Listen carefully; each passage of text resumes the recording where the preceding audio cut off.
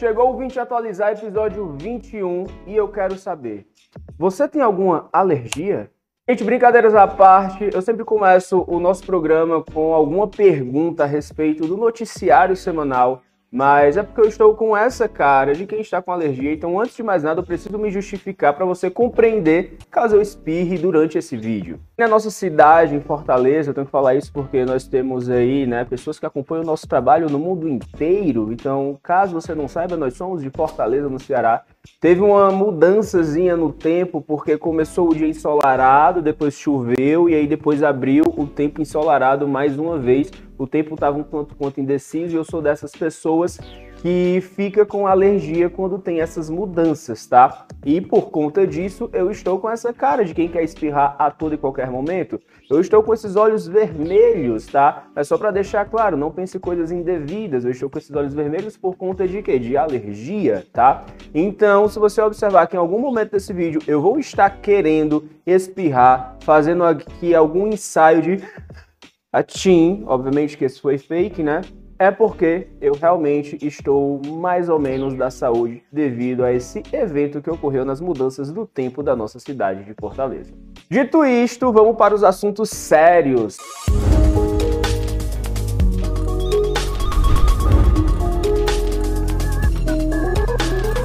Vamos começar o Vim Te Atualizar dessa semana com atualizações sobre o conflito entre Israel e Palestina, que foi basicamente o nosso episódio especial. Na semana passada nós tivemos o Vim Te Atualizar, episódio 20, especial Israel e Palestina, que eu expliquei todos os detalhes fundamentais para você compreender esse conflito. Eu te expliquei aí sobre o conflito histórico, sobre o contexto atual, sobre a criação do Estado de Israel, sobre o papel da ONU, sobre o papel dos Estados Unidos, sobre a diferença entre árabe e muçulmano, sobre os BOs que eles têm com os judeus. Tudo que era necessário para que você pudesse compreender foi dito no último vídeo. Então, para você compreender as atualizações de agora, eu sugiro que depois você também vá conferir o vídeo anterior, sem deixar de dar o teu like lá, tá bom? Vídeo este que, para facilitar a sua vida, a produção vai colocar aqui em cima, tá certo? E vai te levar direto para o Vim Te Atualizar, episódio 20 especial Israel e Palestina, com todas as informações. E dito isto, vamos agora para as devidas atualizações sobre este conflito. Primeira informação, ainda está tendo conflito? Sim, ainda está tendo conflito, isso é muito importante ser deixado claro, porque geralmente, pelo menos os meus alunos em sala de aula, vez ou outra eles me perguntam, professor, ainda está tendo conflito? Tá, a gente ainda vê isso no noticiário, beleza? E eu digo isso porque muitas vezes a gente também observa que, por exemplo, conflito entre Rússia e Ucrânia é um conflito que já não pega tantos holofotes, embora o conflito ainda exista. Ele é um conflito que se iniciou em 2022, mas que ainda segue até os dias de hoje. E por conta disso, devido a essa temporalidade muito esticada, o conflito começa a sair de forma não tão recorrente na mídia. Mas no caso do conflito Israel e Palestina, você agora teve os holofotes virados para esse novo conflito, deixou um pouco de lado o noticiário referente à Rússia e Ucrânia. Mas Israel e Palestina, o conflito ainda está continuando. Quando eu digo Israel e Palestina, no contexto geral, eu espero que você entenda. Mas se a gente for querer dar devidamente os nomes, o conflito seria necessariamente entre Israel e o Hamas, que é o grupo que controla a faixa de Gaza e, obviamente, um território palestino. Na última semana, pelo menos até o momento onde eu estou gravando este episódio do Vim Te Atualizar, o acontecimento, creio eu, mais importante teria sido o ataque feito a um hospital na faixa de Gaza. Muito provavelmente você viu esta notícia de um míssil que atingiu um hospital e matou ali mais de 400 pessoas. Só que aí, logo em seguida, logo após esse ataque, começou o movimento palestino a acusar Israel. E Israel não tomou essa responsabilidade e começou a acusar os palestinos. Como assim? Quem que jogou o míssil? Como que não tem um responsável por isso? Até o momento em que eu estou gravando isso, eu não consigo te informar quem foi o responsável, porque até então fica um jogando a culpa para o outro. Se a gente for pensar de forma lógica, vamos lá. O bombardeio foi um hospital que fica na faixa de Gaza.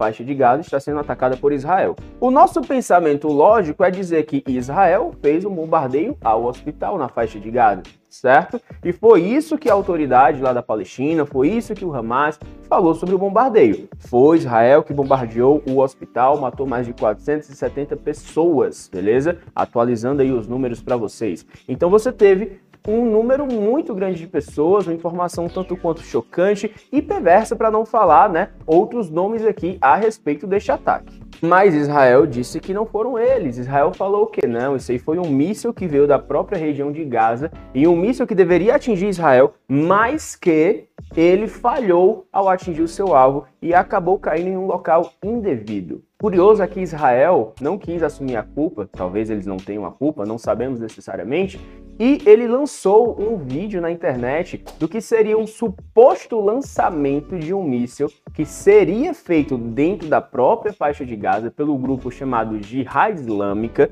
e este míssil teria caído no hospital, e esse míssil não seria da responsabilidade de Israel. Porém, o vídeo foi liberado por Israel e nesse vídeo o horário não bate. Como assim? O horário do míssil é diferente do horário do lançamento que foi colocado na internet pelas mídias de Israel. Então o que é que você tem? Uma divergência de horários. O horário que o míssil cai é um, o horário do vídeo que Israel liberou foi outro. Tanto que logo em seguida eles apagaram, viram que aquele vídeo não iria ser o vídeo que iria livrar Israel dessa culpa. Professor, mas volta aí que o senhor falou a respeito do grupo Jihad Islâmica. Jihad Islâmica, tá, galera? É um outro grupo que luta ali também pelo povo palestino e que está envolvido, obviamente que em proporções menores, nesse atual conflito entre Israel e Palestina, entre Israel e o Hamas, certo? E esse grupo teria lançado um míssil que caiu de forma equivocada em um local que não deveria. Obviamente que, como eu falei para vocês, ninguém está dizendo de quem foi a culpa, tá todo mundo se acusando, mas ninguém está assumindo. E eu não sei te afirmar necessariamente, mas provavelmente eu volto com atualizações na próxima semana. Um outro assunto importante ainda sobre a guerra, para te dar as devidas atualizações, é sobre o papel dos Estados Unidos. A gente já sabe que os Estados Unidos, de modo geral, eles apoiam Israel. Estados Unidos esteve envolvido na criação do Estado de Israel. Se você voltar no tempo, em 1947, nós tivemos o Plano de Partilha da Palestina, e em 1948, em 14 de maio, nós tivemos a criação do Estado de Israel. A criação desse Estado de Israel, ela conta com o apoio da ONU, e a ONU basicamente conta com países, né, que são seus pilares, seriam os países do Conselho de Segurança, com os Estados Unidos metido nisso aí. Estados Unidos apoia Israel. A comunidade de pessoas que seguem o judaísmo e vivem nos Estados Unidos é muito grande. E eles, obviamente, também têm um inimigo em comum, que seria esse mundo árabe muçulmano. Da mesma forma que o judeu não se dá com o muçulmano, a população americana, o governo americano também tem os seus atritos com o mundo árabe muçulmano. Isso faz com que eles tenham um inimigo em comum e faz com que os Estados Unidos declare apoio irrestrito a Israel. Algumas declarações da última semana são principalmente referentes ao papel do presidente dos Estados Unidos, Joe Biden. Ele deu algumas declarações, inclusive equiparando o conflito Israel e Hamas ao conflito Ucrânia e Rússia, onde ele disse que não vai virar as costas para esses países. Esses países, obviamente, tá, pessoal? Estou falando de Israel e Ucrânia, já que o outro lado são lados inimigos, são lados rivais dos Estados Unidos. Mas você observa que ele colocou basicamente no mesmo patamar, ele colocou basicamente na mesma categoria, tanto o conflito que nós temos lá no Oriente Médio, como o conflito que nós temos no leste europeu. Ele está dizendo basicamente que esses conflitos seguem numa mesma lógica. E que lógica seria essa? Seria da Rússia tentando acabar com o sistema democrático ucraniano e anexar territórios. E da mesma lógica seria o povo da Palestina, liderado pelo Hamas, é importante deixar isso destacado, também tentando acabar com essa democracia e com os territórios de Israel. Então, para Joe Biden, você tem aí uma situação onde os dois conflitos podem ser equiparados. Mais uma informação sobre esses conflitos, nós temos o papel do Brasil. Professor, o papel do Brasil, o que é que o Brasil tem a ver com isso, né? O Brasil que tem um histórico de não se envolver em guerras ou de se envolver em guerras apenas quando nós já sabemos qual vai ser o vencedor, porque se você pegar o nosso histórico, nós entramos na Primeira Guerra, nós entramos na Segunda Guerra dentro do lado vencedor, porque a gente já sabe disso. Professor, mas qual é o papel do Brasil no atual conflito entre Israel e Palestina, Israel e Hamas, Israel e faixa de Gaza? Caso você não saiba, o Brasil atualmente ele faz parte do Conselho de Segurança da ONU. que é o órgão de maior poder dentro dessa instituição, que conta com 5 membros efetivos e permanentes e 10 membros rotativos. O Brasil, atualmente, até o final do ano de 2023, ele ocupa uma dessas cadeiras rotativas dentro do Conselho de Segurança, totalizando aí 15 membros. O Brasil, ele tem um papel, inclusive, no sentido de presidência desse Conselho de Segurança, mesmo que seja um caráter rotativo. E por conta disso, derivado do conflito entre Israel e Palestina, nós, povo brasileiro, liderado pelo presidente Lula, estamos em articulação para quê? Para resolver esse conflito. Tem uma proposta que o Brasil colocou ali na mesa no Conselho de Segurança da ONU para que o conflito fosse solucionado, pelo menos de uma maneira temporária, para que você tivesse um cessar-fogo e você tivesse o quê? Você tivesse entrada de ajuda humanitária, permitisse que civis inocentes saíssem de lá, porque tem muita gente inocente morrendo. Na verdade, a maior parte das pessoas que morrem nesses conflitos são pessoas inocentes. Vi de exemplo as pessoas que morreram nas raves que estavam ocorrendo lá no momento do ataque, porque teve uma rave que foi alvo de ataque do Hamas. Vi de exemplos pessoas que foram sequestradas, que foram mantidas reféns pelo Hamas e que inclusive já foram mortas. A gente tem casos de brasileiros que foram mortos quanto a isso. A produção consegue subir aqui para mim algumas notícias de brasileiros que foram mortos pelo Hamas. Essa proposta não foi aceita. Essa proposta não foi aceita porque faltou o Brasil colocar o Estado de Israel dentro de uma posição de autodefesa. No sentido internacional da coisa, é como se Israel estivesse apenas se defendendo de um ataque que ele sofreu do Hamas. Porém, isso não foi devidamente colocado lá de forma explícita. E como isso não foi colocado de forma explícita na proposta de pacificação temporária do conflito, os Estados Unidos eles foram lá e vetaram. Professor, os Estados Unidos é o dono do mundo, ele pode simplesmente vetar uma resolução para pacificar um território, mesmo que temporariamente? Sim, eles podem. Por que eles podem? Eles podem porque os Estados Unidos eles ocupam uma cadeira permanente dentro do Conselho de Segurança da ONU. Então, dito isso, você tem que saber que os membros permanentes, os 5 membros permanentes, seriam aí, inclusive China, Rússia, Reino Unido, Estados Unidos e França, eles têm poder de veto. Então, a resolução do Brasil, ela foi votada. Ela estava sendo o quê? Estava sendo aceita e estava sendo colocada para frente. Porém, no final das contas, os Estados Unidos foi lá e vetou. E por conta disso, a resolução do Brasil não foi para frente no Conselho de Segurança. Mas como nós vamos ficar nesse Conselho de Segurança até o final do ano de 2023, dentro dos próximos dias, nós devemos aí costurar outras possibilidades para quê? Para solucionar este conflito. Se os Estados Unidos vão aceitar ou não, se eles vão vetar ou não, a conversa já é outra. Mas o fato é que, enquanto a gente não tiver um cessar-fogo, mesmo que temporário, pessoas inocentes vão morrer nesse conflito. Tem muito civil que não consegue sair das áreas onde estão tendo os ataques. Tem muitas pessoas que sequer apoiam essas guerras dos dois lados. Tem pessoas de Israel que não apoiam, tem pessoas da Palestina que não apoiam, mas essas pessoas acabam sendo vítimas. Tem pessoas de outros países que estão lá e que acabam também sendo vítimas, como o caso de brasileiros. Inclusive, é válido a gente destacar aqui também o papel do Itamaraty, das relações internacionais do Brasil e da Força Aérea Brasileira resgatando, fazendo missões de quê, professor? Missões de resgate para trazer brasileiros que estavam na zona de guerra. A gente já teve vários voos que foram para Israel buscando trazer os brasileiros que estavam lá. Inclusive, você precisaria, nesse sentido, indicar ao Itamaraty que você quer sair dessa zona. E dentro disso, os aviões da Força Aérea Brasileira foram até o Oriente Médio, foram até Israel, pegaram esses brasileiros e trouxeram eles de volta, repatriando essas pessoas, fugindo da onde? Fugindo da zona de guerra. Podemos, nesse sentido, dizer que até mesmo brasileiros que viviam em Israel, que moravam em Israel, agora estão nas condições de refugiados dentro do seu próprio país. Uma pessoa que está no Brasil e vai para Israel, que está vivendo em Israel e toma Israel como sendo seu local de moradia e foge de uma zona de guerra, essa pessoa é uma refugiada. Então agora, por incrível que pareça, na medida do possível, nós temos o quê? Brasileiros refugiados dentro do próprio território do Brasil.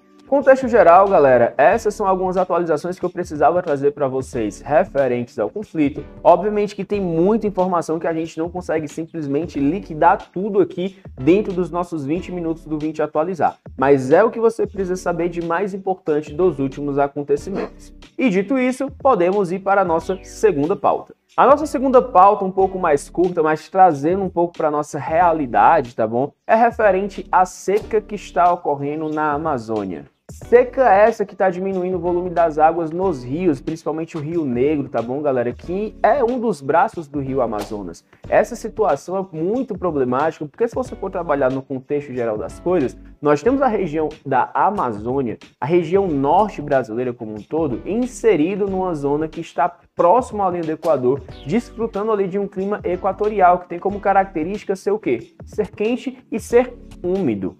É um clima que tem muita umidade, que tem muita chuva. Obviamente que dependendo do ciclo das minhas estações do ano, eu tenho um período mais chuvoso e um período de estiagem. Mas essa é a pior seca dos últimos 120 anos, desde quando a gente tem registro aí de medições que foram feitas. Traz um impacto muito, mas muito grande, porque a população da Amazônia tem uma íntima ligação com o rio. Vou te dar um exemplo. Ali na Amazônia nós temos a Zona Franca de Manaus. A Zona Franca de Manaus, ela é responsável por uma produção muito grande de produtos eletrônicos. Esses produtos eletrônicos, eles são escoados em grande parte pelos rios. Só que para você escoar esse produto pelos rios, você precisa que os rios estejam em condições navegáveis. E a verdade é que os rios estão perdendo a sua navegabilidade pelo fato de que você não tem volume de água, está surgindo bancos de areias nesses rios. Então muitos produtos que estão sendo feitos na Zona Franca de Manaus não estão conseguindo escoar, gerando o quê? O aumento dos preços. Porque se eu começo a ter o produto preso na sua área de produção, esse produto não consegue sair da área de produção, não consegue chegar aos seus mercados, eu gero uma escassez, e toda vida que eu tenho escassez, seguindo a lei da oferta e da procura, o preço desse produto deve o quê? Deve aumentar, e é geralmente isso que nós conseguimos observar no contexto geral, e inclusive no que está ocorrendo agora na seca da Amazônia. Populações ribeirinhas e comunidades indígenas que vivem ali na margem dos rios, que têm atividade ligada à pesca, que tem atividade ligada à água como uso doméstico, pessoal. Água que as pessoas utilizam para tomar banho ou que muitas vezes comunidades indígenas utilizam para beber. Você agora tem que caminhar para chegar até essa água que fica com caráter de muita lama. Você vai ter essas margens dos rios muito o quê? Muito lamacenta, porque o volume de água diminuiu. E você começa a afetar diretamente essas pessoas que têm uma vida íntima ligada a quê? Ligada à água, ligada à disponibilidade hídrica. No contexto geral, se você for para a cidade, para um ambiente mais urbanizado, talvez os efeitos sentidos não sejam tão grandes e não sejam tão desastrosos. Mas se você for trabalhar com a ideia de comunidades que vivem na margem dos rios, você tem pessoas que estão sendo diretamente prejudicadas por conta dessa seca extrema. Galera, esse foi o 20 atualizar, o nosso episódio 21. Rompemos a marca do episódio 20, era uma marca um tanto quanto esperada, né? Até mesmo por conta do nome do programa, 20 atualizar. Então nós tivemos o episódio 20, chegamos ao episódio 21 e estamos também na reta final do 20 atualizar, pelo menos dessa primeira temporada, porque nós vamos até o vestibular. Mas mais pra frente a gente faz as despedidas, porque nós ainda temos alguns episódios para gravar para vocês. Beleza? Nós tivemos aqui informações sobre atualizações das guerras e também informações sobre a seca que nós conseguimos conferir atualmente lá na região da Amazônia. Se você quiser mais informações, é importante que você se inscreva no canal. Toda semana a gente está lançando vídeo e obviamente que para fortalecer o nosso trabalho, tu tem que curtir, compartilhar, comentar e fazer tudo o que é necessário para fortalecer o nosso trabalho. Beleza? É isso. Um beijo para vocês e a firma não para.